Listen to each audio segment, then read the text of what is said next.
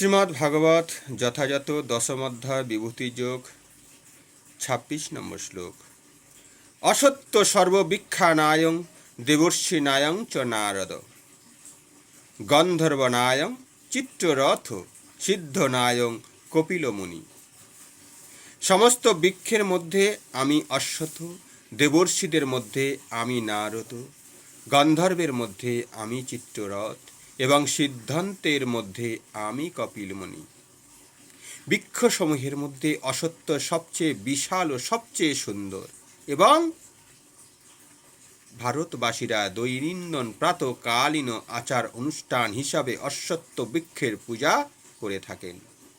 দেবতাদের মধ্যে জগতের সর্বশ্রেষ্ঠ ভগবত ভক্ত রূপে পরিগণিত দেবর্ষি নারদকে তারা পূজা করে থাকেন। এইভাবে নারদ মুনি ভগবানের ভক্তরূপী প্রকাশ্য। গন্ধর্বলোকের অধিবাসীর সঙ্গীত বিদ্যায় পারদর্শী এবং তাদের মধ্যে চিত্ররত শ্রেষ্ঠ সঙ্গীত তত্ত্বজ্ঞ।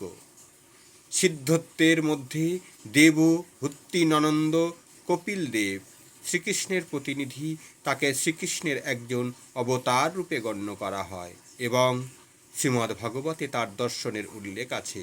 পরবর্তীকালে আরও একজন কপিল প্রসিদ্ধ লাভ করেন, তবে তার পরবর্তীত দর্শন নাস্তিক মতবাদপ্রসূত। তাই ভগবত ভক্তর কপিল থেকে এই নাস্তিক কপিল সম্পূর্ণ আলাদা একজন মানুষ। প্রেম সে বলো রাধে রাধে।